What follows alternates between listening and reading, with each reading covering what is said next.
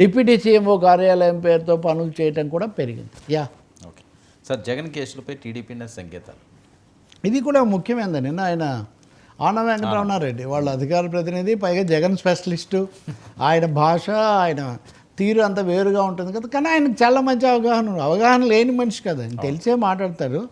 నిన్న చంద్రబాబు నాయుడు మాట్లాడిన తర్వాత కొంత రెడ్ బుక్ స్పీడ్కు బ్రేక్ వేశారు. జగన్ వెంటనే ఎందుకు ఎలా అరెస్ట్ చేస్తామన్న పద్ధతిలో మాట్లాడారు. ఇవి వచ్చిన తర్వాత ఆ క్రమంలో మనం ఒక విషయం అనుకున్నాం, పైనుంచి ఏవో సిగ్నల్స్ రావట్లేదు, కేంద్ర ప్రభుత్వం అంతగా సహకరించడం లేదు, సిబిఐ స్పీడప్ చేయడం లేదు అనే ఒక అభిప్రాయం చంద్రబాబు నాయుడుకు ఉండాలి. గతంలో కూడా మీ దృష్టికి ఒక విషయం తెచ్చాను నేను.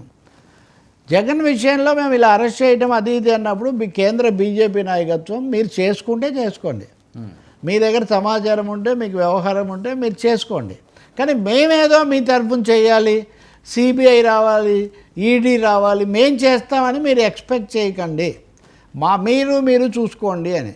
అంటే అంతకుముందు చంద్రబాబును జగన్ చేసినప్పుడు అలాగే చేశారు వాళ్ళు. కాబట్టి కేంద్రం సహకరించడం లేదు. చంద్రబాబుకి ఇందులో డిఫికల్టీస్ అని తెలుసు కాబట్టి ఇదిగో ఈ సర్వేలు ఇలాంటివి కూడా దృష్టిలో పెట్టుకొని ఇప్పుడు అనవసరంగా ఒక ఊపి ఇవ్వడం ఎందుకు వాళ్లకు అనే ఉద్దేశంతో కావచ్చు ఆయన నిన్న దాన్ని కొంచెం తగ్గిస్తూ మాట్లాడారు, పెంచడం కాకుండా. దీని మీద ఇష్టమైన కొంతమంది కామెంట్స్ కూడా పెట్టారు మన దగ్గర. మరి కొంతమంది ఇదిగో అదిగో అంటున్నారు. అంటే నిన్న ఈ తెలుగుదేశం ప్రతినిధి మాట్లాడిన తీరు చూస్తే ఆ అసంతృప్తి ఉంది. ఇప్పటికీ 6,000 వాయిదాలు ప్రపంచ రికార్డు ఇది. ఇన్ని వాయిదాలు ఇస్తున్నారు. వాయిదాలని జగన్ అన్నప్పటికీ కూడా వాయిదాలు ఇస్తేనే కదా జరిగేది. సో సిబిఐ జగన్ మీద ఉన్న కేసులను తగినంత వేగంగా ఖచ్చితంగా చేయడం లేదు అన్న అసంతృప్తి వాళ్ళు వ్యక్తం చేసినట్టుగా మనకు స్పష్టంగా అర్థమవుతుంది. పైగా ఈ బహుశా బ్యాలెన్స్ చేస్తుంటారు కదా రాజకీయ పార్టీలు, ప్రభుత్వాలు. ఆ చంద్రబాబు వ్యాఖ్యల మీద వచ్చిన ఈ ఫీడ్బ్యాక్ను కొంచెం బ్యాలెన్స్ చేయడం కోసం జగన్ కేసులు ఈ అంశాలన్నీ కూడా ఆయన బలంగా మాట్లాడాడు. నాకేం వ్యక్తిగతంగా నేనేం ఆయన చెప్పట్లేదు, అధికార ప్రతినిధిగా ఈ సమయంలో ఆయన మాట్లాడారు కాబట్టి చెప్పాల్సి వస్తుంది. సో ఈ తెలుగుదేశం అసంతృప్తే అని అనుకోవాలి తప్పకుండా. బీజేపీ ఈ విషయంలో కఠినంగా ఉండడం లేదు అన్న అసంతృప్తి. మీరు గమనిస్తే వర్మ, విజయసాయిరెడ్డి బయటికి వచ్చాడు, ప్రలోభాలకు గురయ్యాడు, భయపడిపోయాడు, అమ్ముడుపోయాడు, ఇలాంటివన్నీ మాట్లాడారు వైసీపీ వాళ్ళు. ఆయన బీజేపీలో చేరాలనుకుంటే చంద్రబాబు నాయుడు ఒప్పుకోలేదు కాబట్టి వాళ్ళు చేర్చుకోలేదు అని కూడా చెప్పారు. కానీ మొన్న హఠాత్తుగా విజయసాయిరెడ్డి జగన్మోహన్ రెడ్డి మీద నేను ఎందుకు చెప్తాను, జగన్మోహన్ రెడ్డి కొంచెం అనుకూలంగా సాఫ్ట్గా ఉండే ట్వీట్స్ పెట్టాడు.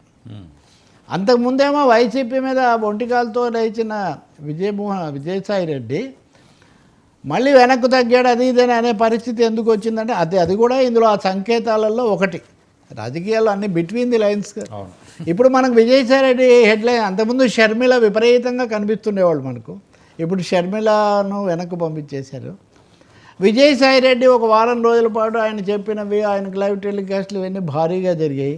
ఇప్పుడు విజయసాయిరెడ్డి కూడా తగ్గారు. అంటే బీజేపీ అన్నది తెలుగుదేశం ఆశించినట్టుగా వ్యవహరించడం లేదు. నిజానికి వాళ్ళు టోటల్లీ సైలెంట్గా ఉన్నారు కొంతవరకు చెప్పాలంటే. బహుశా ఇవన్నీ కూడా టీడీపీ ప్రతినిధి మాట్లాడినటువంటి దానికి ఇవన్నీ కూడా కారణం అయి ఉండాలి. ఒక విధంగా మటుకు ఆయన మాటలు చంద్రబాబు వ్యాఖ్యలను బలపరిచే దిశలో ఉన్నాయి. అంటే ఇది పెద్దగా ముందుకు పోయేట్టుగా లేదు అని. ఓకే సార్, సజ్జల కేసులో ఉత్తర్వులు